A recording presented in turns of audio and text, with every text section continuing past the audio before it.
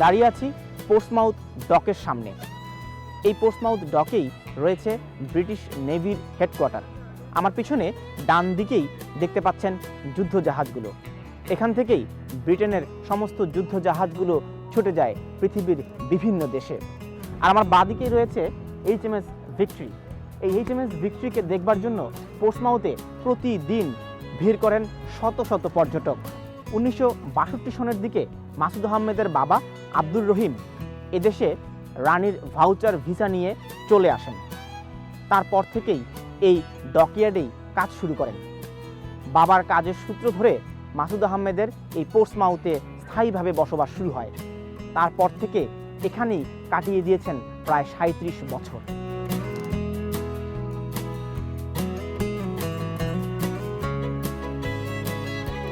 এই জায়গাটার নাম হচ্ছে পোর্টসমাউথ ডকইয়ার্ড। এখানে আমার বাবা নেভির সাথে চাকরি করতেন। এখানে নেভির হেডকোয়ার্টার। এই যে দেখছেন এইগুলা এখানে নেভির জাহাজ, যুদ্ধের জাহাজগুলো আছে। আমার পিছনে যে জাহাজটা এটার নাম HMS ভিক্টরি। ওটা কিন্তু সেকেন্ড ওয়ার্ল্ড ওয়ারের সময় যুদ্ধ করেছে। যুদ্ধের সময় ওর ক্যাপ্টেন কিন্তু মারা গিয়েছিল। ওরা একটি ড্রামের মধ্যে, ওকে নেভি রাম বলে করে ওদের একটি স্পিরিটের ড্রামের মধ্যে ওকে ঢুকিয়ে রাখছিল। যুদ্ধের পরে আসার পরে ওর কিন্তু ফিনারেল হয়েছে। এখানে আসলে আমার কিন্তু আমার বাবার কথা মনে হয়। আমি ওনার সাথে মাঝে মধ্যে এখানে আসতাম। এখন উনি জীবিত না থাকাতে এখন যখন আসি আবার উনির কথা মনে পড়ে যে এই জায়গায় উনি চাকরি করতেন।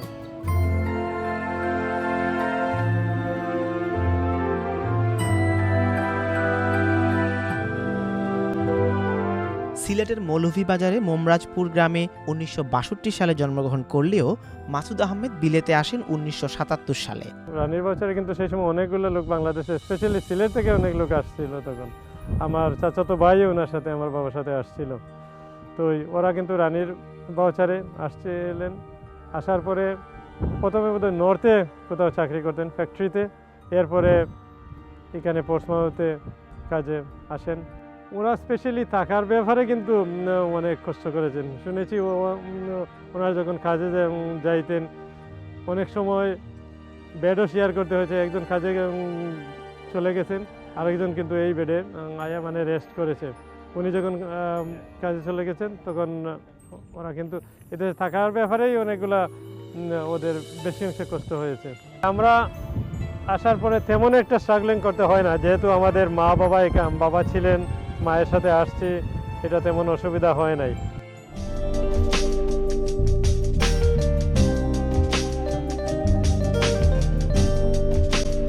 নেভি হেডকোয়ার্টার থেকে বাবার অবসরের পর মাসুদ আহমেদের দায়িত্ব আরও বেড়ে যায়। নিজের পায়ে দাঁড়াতে কাজ শুরু করেন তিনি। 1979 সালে পোর্টসমাউথের গোল্ডেন কারি হাউসে কাজের মধ্য দিয়ে শুরু হয় রেস্টুরেন্ট ব্যবসায় হাতেখড়ি। পরবর্তীতে গুলশান রেস্টুরেন্টে কিছুদিন কাজ করার পর রেস্টুরেন্ট ব্যবসায় নিজের অভিজ্ঞতাটা আরও মজবুত করে ফেলেন তিনি। 1989 সালের কথা। পোর্টসমাউথ থেকে 7 কিলোমিটার দূরে গান্ধী টেকওয়েতে মাসুদ আহমেদ যখন ম্যানেজমেন্টের দায়িত্ব নিলেন তখনই ভাগ্য খুলতে শুরু করলো তারপর আর পেছনে ফিরে তাকাতে হয়নি। আমি বাংলাদেশ থেকে 1977-এ SSC পাস করার পরেই ইংল্যান্ডে চলে আসলাম মায়ের সাথে। আসার পরে এখানে কিছুদিন স্টাডি করেছি। এরপরে কিন্তু রেস্টুরেন্টের সাথে জড়িত হই। এরপরে 1989-এ প্রথমে একটি টেকওয়ে ওপেন করি পেরামে, যার নাম হলো গান্ধী ইন্ডিয়ান টেকওয়ে।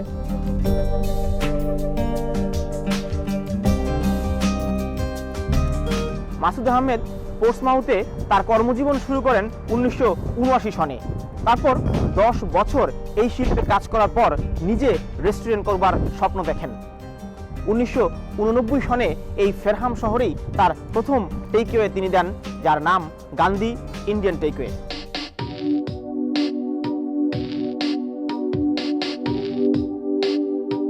তারপর একে একে খুলতে শুরু করলেন রেস্টুরেন্ট। তবে বর্তমানে তিনি বেশ জনপ্রিয় হয়েছেন কাফে টাস্কের মাধ্যমে। বাংলাদেশি রেস্টুরেন্ট ব্যবসায়ীদের মধ্যে অন্যতম বৃহৎ বুফে সার্ভিসের মালিক এখন মাসুদ আহমেদ। লাঞ্চ ও ডিনারে এখানে প্রায় 60 ধরনের আইটেম থাকে।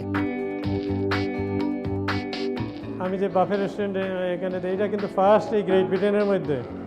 এর আগে কিন্তু বাংলাদেশি রেস্টুরেন্টের মধ্যে কিন্তু দিনে এবং রাত্রে মিলে 24 মানে সব সময় কোনো বাফে রেস্টুরেন্ট ছিল না। যারা অনেকে বাফে রেস্টুরেন্ট বাফে করতো শুধু সানডে লাঞ্চ বা এইভাবেই একদিন ইভিনিংয়ে এইভাবে করতো, কিন্তু এইটাই প্রথম বাংলাদেশিদের মধ্যে আমি 2005-এ যে শুধু দিনের বেলা এবং ইভিনিংয়ের বেলা বাফে করেছিলাম। এখন তো আমি ব্রিটেনে প্রথম ওপেন দেওয়ার পরে অনেক জায়গা থেকে লেস্টার ম্যানচেস্টার সব জায়গা থেকে কিন্তু অনেক লোক এসে এইটাকে মানে কনসেপ্টটাকে কিন্তু কপি করে নিয়েছে। এই আর্কিটেক্ট নিয়ে আসছিল, মানে ফটোগ্রাফার নিয়ে আসতো। এলাকা বেছে নেওয়ার মূল উদ্দেশ্য হলো, যেহেতু আমি পোর্টসমাউথে থাকি, পেরামটা হচ্ছে কিন্তু আমাদের এখান থেকে 20 মাইল দূরে সাউথহ্যাম্পটন আছে, তাই পেরাম এবং সাউথহ্যাম্পটনের মধ্যে টাউনটা, এই জন্য এখানে মানে জায়গাটা বেছে নিয়েছি, যাতে পোর্টসমাউথ এবং সাউথহ্যাম্পটন থেকে দুটো টাউন থেকে মানুষ আসতে পারে। প্রতিদিন ইভিনিংয়ে 60টা ডিশ কিন্তু ডিসপ্লে করা হয় এবং লাঞ্চের ব্যাপারে প্রায় 50টা আইটেম ডিসপ্লেতে থাকে। চিকেন টিক্কা মশলা, চিকেন কুরমা, চিকেন টিক্কা বিরিয়ানি, আর ওই স্টার্টারদের মধ্যে কিন্তু চিকেন টিক্কাটা এবং অনিয়ন ভাজি, এই দুইটা স্টার্টারই কিন্তু ফার্স্ট চলে।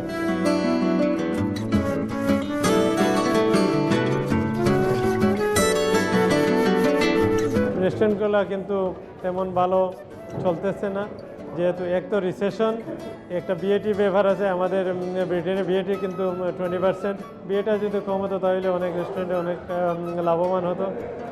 সেই জন্য আমরা বিএটি রিডিউসের জন্য ক্যাটারিং অ্যাসোসিয়েশনের মাধ্যমে লবিং করতেছি। অনেক ধরনের নতুন ব্যবসা আসতেছে, যেমন আমরা প্রথম যখন আসছিলাম কোনো কাবাব শপ ছিল না, কোনো পিজা ছিল না, সাবওয়ে ছিল না, ম্যাকডোনাল্ড ছিল না, বার্গার কিংও ছিল না। তখন কিন্তু চাইনিজ রেস্টুরেন্ট এবং ইন্ডিয়ান রেস্টুরেন্ট, ফিশিং চিপস, এগুলো ভালো ব্যবসা করেছে। বর্তমানে কিন্তু রেস্টুরেন্ট ব্যবসা খুবই মন্দা।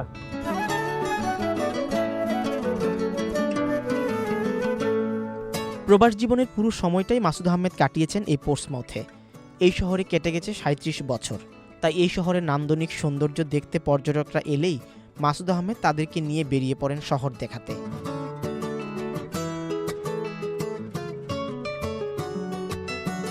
টাওয়ারটার নাম হচ্ছে স্পিনিকার টাওয়ার। ব্রিটেন থেকে বিভিন্ন এলাকা থেকে বা বাংলাদেশ থেকে কেউ যখন আমাদের টাউনে বেড়াতে আসে, আমরা সবাইকে নিয়ে এখানে চলে আসি দেখার জন্য। এটা কিন্তু একটু খুব সুন্দর ভিউ, এটার উপরে গেলে সারা মানে আলো হোয়াইট সহ সম্পূর্ণ পোর্টসমাউথ কিন্তু দেখতে পাবেন, খুব সুন্দর ভিউ এখানে। এবং ব্রিটেনের বিভিন্ন এলাকা থেকে এখানে লোক এভরিডে হাজার হাজার লক্ষ লক্ষ লোক কিন্তু এখানে আসে। এখানে কিন্তু স্নো খুবই কমে পড়ে। বছরে অনেক সময় অন্যান্য জায়গা যখন এসেক্স এগুলা বা অন্যান্য নদগুলা স্নোর তলে নিচে চলে যায়, কিন্তু পোর্টসমাউথে তখন স্নো আসে না। একদিনও আমরা স্নো খুবই হার্ডলি আমরা স্নো এখানে পাই, কারণ ওয়েদার ওই যে সমুদ্রের বাতাস ওইটা তো এখান থেকে সরিয়ে দেয়। আপনি যদি দেখেন ওয়েদার সবসময় পোর্টসমাউথের ওয়েদারটা কিন্তু হাই থাকে, অন্য কারণে মানে 14 থাকলে এখানে 18, এইভাবে মানে ডিফারেন্স থাকে। শুধু রেস্টুরেন্ট ব্যবসায়ী নয়, মাসুদ আহমেদ সমানভাবে প্রপার্টি ম্যানেজমেন্ট ও এক্সপোর্ট ইম্পোর্ট ব্যবসায় সফল হয়েছেন। বর্তমানে তো রেস্টুরেন্ট আছে, ক্যাশ এন্ড ক্যারি আছে, টেকওয়ে আছে, হাউজিং আছে।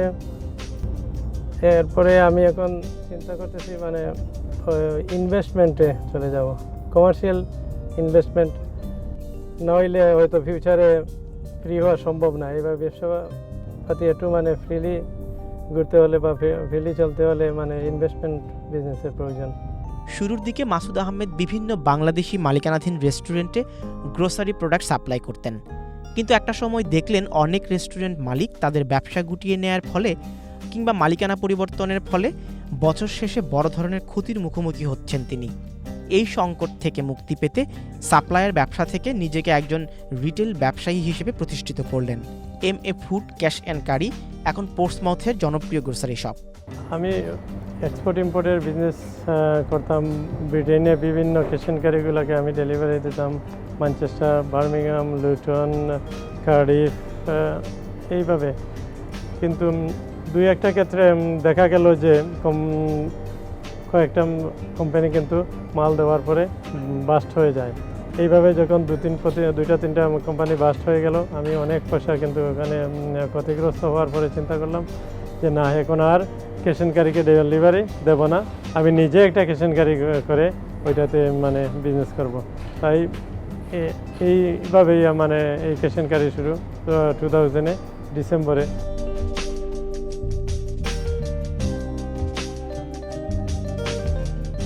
আমি প্রায় 12 বছর 1 মাস হইল আজকে এখানে কাজ করতেছি।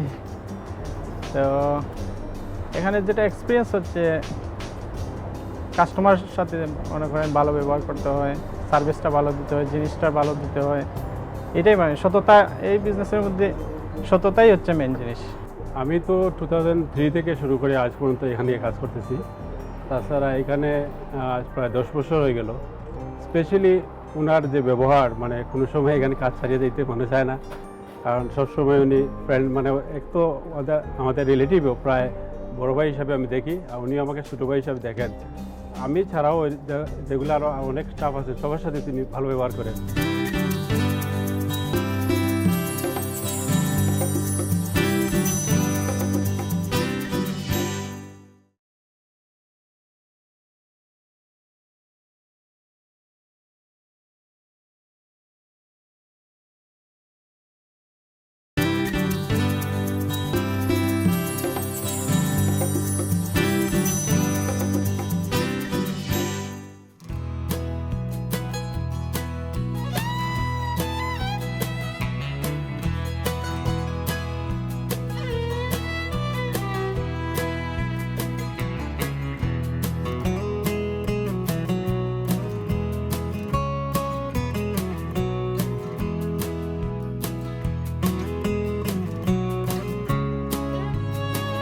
মাসুদ আহমেদের দুই ছেলে জসিম আহমেদ ও জহির আহমেদ বাবার ব্যবসা প্রতিষ্ঠান দেখাশোনার পাশাপাশি TNJ মহল নামে ভিন্ন রেস্টুরেন্ট পরিচালনা করছেন। ব্যবসা বাণিজ্যের লগে জড়িত। আমার চাচার রেস্টুরেন্টে পার্ট টাইম কাজ করতাম। ওটার থেকে যে আমার খুব একটা ইচ্ছা বা আমার ভালো লাগে যে সার্ভিস ইন্ডাস্ট্রি, যে সার্ভিসগুলা মানুষের লগে যে সোশ্যালিজম মজা লাগে বা ভালো লাগে। যে লেখাপড়ার পাশাপাশি লিভারপুল ইউনিভার্সিটির পাশাপাশি যে আমার মাঝে মধ্যে আইতাম, উইকেন্ডও আওয়া পড়তো, সে বাবার রেস্টুরেন্টও বা বাবার সহযোগিতা করার লাগে আমার খুব আগ্রহী আছে, ইচ্ছাও আছে। আসলে আমার বাবা একটা মহাপুরুষ, ওর এতটা কোয়ালিটি, এতটা গুণ, এটা প্রকাশ করার মতো নয়। প্রকাশ হলে অনেক সময়ের দরকার। এত সামাজিক এবং পারিবারিক দায় দায়িত্বর মাঝেও ফ্যামিলি মেনটেন, ও সুপারলেটিভ কোয়ালিটিস অনেক বেশি। ও খুব একজন ইমানদার মানুষ, খুব সিনসিয়ার পারসন, গুড বিজনেসম্যান। একমাত্র মেয়ে নাজনীন আক্তার ডাক্তারি পেশার সাথে যুক্ত রয়েছেন, আর এ কারণেই বাংলাদেশের মানুষের জন্য তিনি দেশে ফিরে কাজ করতে চান। Well, as a working doctor, you know, you're serving not just your country, you're serving the whole of the patients that you're treating, and knowing that, or patients knowing that you're from, you know, Bangladesh, does raise their expectations a bit higher for the country. I have been to Bangladesh and I've worked in one of the government hospitals not too long ago for free to see what they do and to help them out as well. My, you know, future aim is that once, you know, I'm a little bit more settled here, I'm going to be over there every year, working there a month every year to provide for the people there and also to maybe fund an orphanage. I don't think it's just me who gets inspiration from my father's life. I think everyone that knows him gets inspiration from his life. I wouldn't be here and I wouldn't be where I am and what I am if I didn't have him in my life.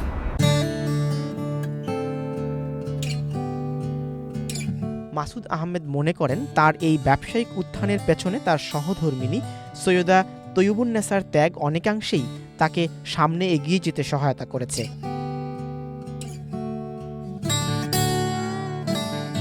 Good husband পালা খুব পালা, খুব support করেন আমারও না, হাজবেন্ডের সাথে তাই পালাই। যে সময় ও খামে চলে যেত তখন তো একা, তখন তো ভালো লাগতো না। যে সময় বাসায় ফিরে আসতো, বাচ্চা যে সময় ছিল না তখন তো সে বাসায় চলে গেলে তো আমি একা থাকতাম বাসায়, তখন একটু পেন ছিল, বাদে ঠিক হয়ে যেত।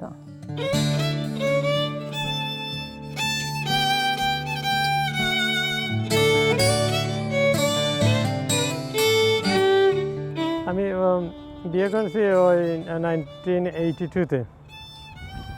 আমার ছেলে মেয়ে 2 ছেলে 1 মেয়ে, সবাই লেখাপড়া শেষ। আমার ছেলে বিয়ে করেছে। এই যে এখানে নাতি এবং নাতিনকে নিয়ে আসছি একটু সময় দেওয়ার জন্য বিকালবেলা।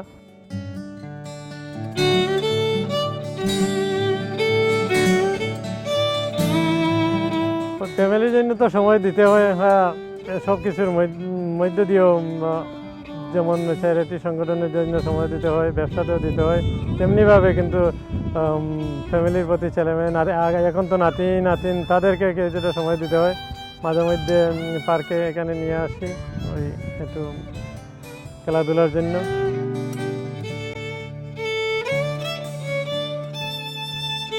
My grandpa is the best.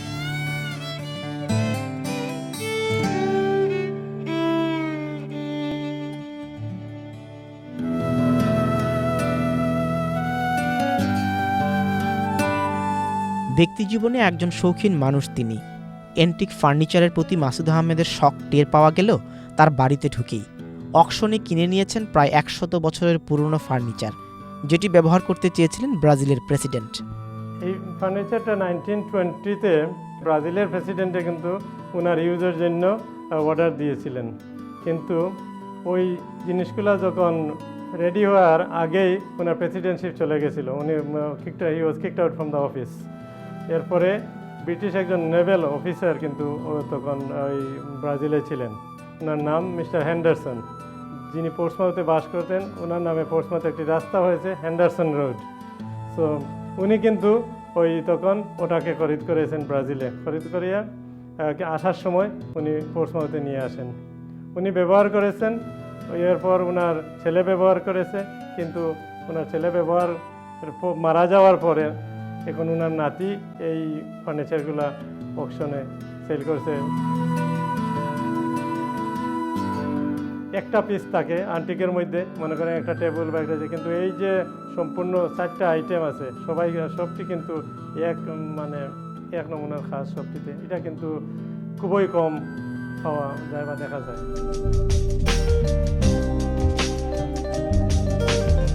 ব্যবসায়িক ও সামাজিক কাজের স্বীকৃতিস্বরূপ মাসুদ আহমেদ জিতেছেন একাধিক অ্যাওয়ার্ড ও সম্মাননা। এইটা 2011-এ ক্যাটারার্স অফ দ্য ইয়ার। এটা হচ্ছে ওই 2012-এ শেফ অফ দ্য ইয়ারের অ্যাওয়ার্ডটা। আর ওগুলো কিছু সার্টিফিকেট? এই যে ক্যাটারার্স অফ দ্য ইয়ার 2011-এ এটা পেয়েছে, 2012-এ chef of the year award. এরপরে হচ্ছে ওই যে ট্রিপ অ্যাডভাইজারের অ্যাওয়ার্ড আছে, এখানে সেফার ভেন্যু সার্টিফিকেট অ্যাওয়ার্ড আছে। ব্যক্তিজীবন ও পারিবারিক জীবনের বাইরেও মাসুদ আহমেদের একটা বর্ণাঢ্য সামাজিক জীবন রয়েছে।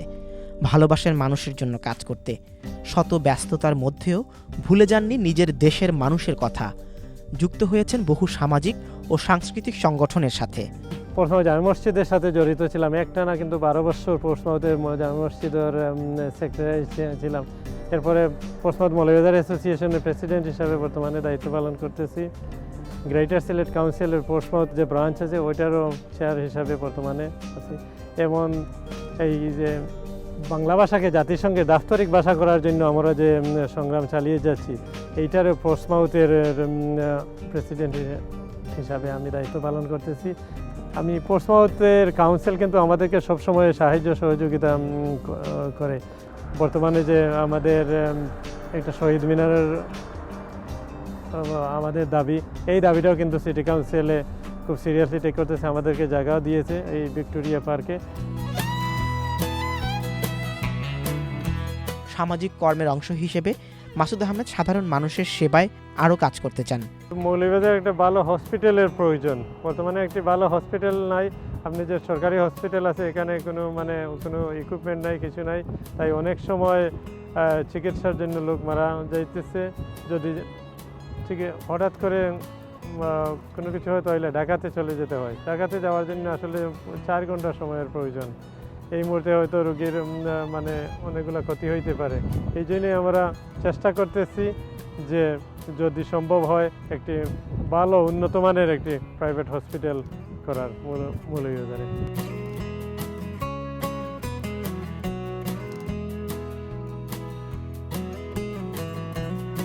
দর্শক, আমরা শুনছিলাম মাসুদ আহমেদের জীবনের গল্প। মাসুদ আহমেদ একজন সফল ব্যবসায়ী, তিনি একজন কমিউনিটি ব্যক্তিত্ব, তিনি একজন সফল বাবা।